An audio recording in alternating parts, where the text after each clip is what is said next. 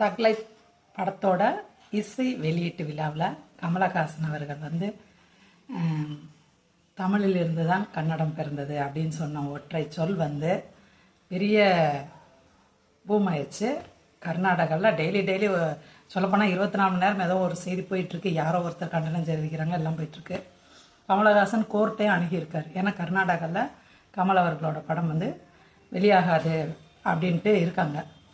அப்போ கோர்ட்டே சொன்னாலும் அந்த படம் ரிலீஸ் ஆகுமான்னு தெரியாது. ஏன்னா என்ன செய்வாங்க, ஒரு படத்தை நாங்கள் எதிர்க்கிறோம் அப்படின்னு சொல்லும்போது அதை மீறி ஏதாவது பண்ணால் அது பாதிப்பு கொடுப்பாங்க, என்ன வேணால் செய்வாங்க. அப்படி ஒரு விஷயம் இருக்குது. அவர் மன்னிப்பு கேட்க மாட்டேன்ட்டார். இப்போ நம்ம மதன் கௌரி இருக்காப்புல, அவர் ஏதாவது இது சும்மா அவரோட தமிழில் வந்துச்சு, கமலோட படம் பான் அப்படின்ற மாதிரி,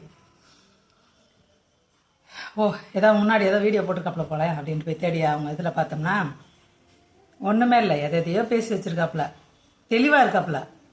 அப்படியே ஜனங்களுக்கு எப்போ பிபி எகுருன்னு நினைக்கிறீங்க? நாளைக்கு ரிலீஸ் ஆகுதா, இன்றைக்கி நிலவரம் நாளைக்கு நிலவரம், நாளைக்கு ரிலீஸ் ஆகுதுன்னா இன்றைக்கி போடணும், இன்றைக்கி போட்டால் தான் அந்த பிபி எகுரும். எல்லோரும் ஒரு வாரம் பேசிக்கிட்டே இருந்தாங்களா கமலை பற்றி, அப்போ மூச்சு விடக்கூடாது.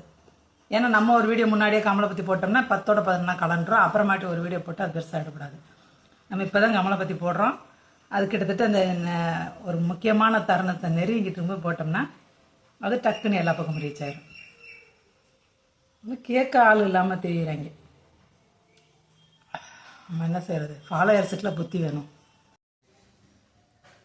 ஊரே இந்த பிரச்சனையை பேசிகிட்டு இருக்கு. அதாவது ரெண்டு மாதிரி பேசுகிறோம். நம்ம தமிழ் தானே முன்னாடி வந்தது, கன்னடம் தமிழில் தானே வந்துச்சுன்னு ஒரு மாதிரி பேசிகிட்டு இருக்கோம்.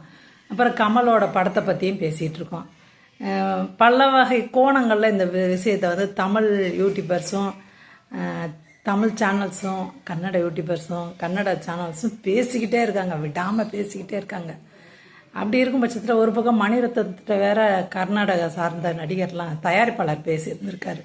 அவரும் வருத்தப்படுறாரு, மணிரத்னம் வருத்தப்படுறாரு, நான் என்ன பண்ணுறது அப்படின்ற மாதிரி அந்த விஷயம் நேற்று போயிட்டு இருந்துச்சு. அப்படி அப்டேட் ஆகிட்டே இருக்குது டக்குன்னு ஏதோ ஒரு விஷயம்.